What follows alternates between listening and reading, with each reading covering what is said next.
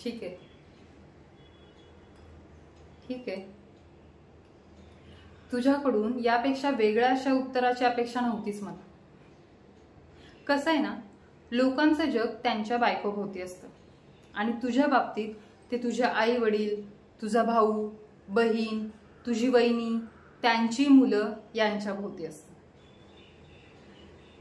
हे बघ, मला खूप काम आहे आणि तेच तेच बोलण्यात काही अर्थ नाही.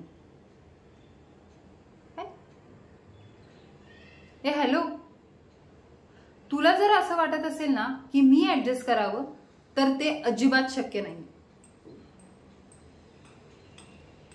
माझा निर्णय कधीही चुकत नाही.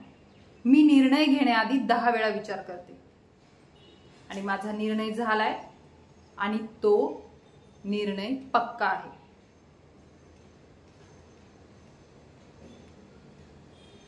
हे बघ,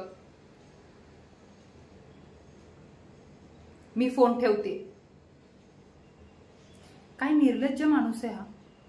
याला काय वाटतं मी एक स्त्री आहे म्हणून नमतं घ्यायला पाहिजे. माय फूट. मला स्वतःचं करिअर नाही का? आणि त्याला काय वाटतं माझ्यात एकटं राहण्याचे गट्स नाहीयेत. आणि हा माणूस काय मला सुखी ठेवणार. एक साधी साडी घ्यायची तर सगळ्या गावाला विचारतो, कशी साडी घेऊ, किती बजेटची घेऊ, कलर कोणता घेऊ. अरे, स्वतःचं डोकं आहे की नाही, मग लग्न कशाला करायचं. माझं नशीब चांगलं म्हणून मी माझा मूल न होऊ देण्याचा निर्णय त्यांच्यावर लागू शकले. नाहीतर वर्षभरातच त्या म्हातारीला नातू खेळवायचा होता मांडीवर. मूल मलाही हवं, पण त्यासाठी घरात शांत आनंदी असं वातावरण असायला हवं ना.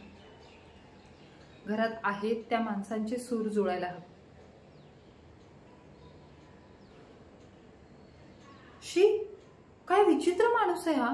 एवढ्या वेळा फोन कट करून सुद्धा पुन्हा फोन. स्विच ऑफच करून ठेवला पाहिजे.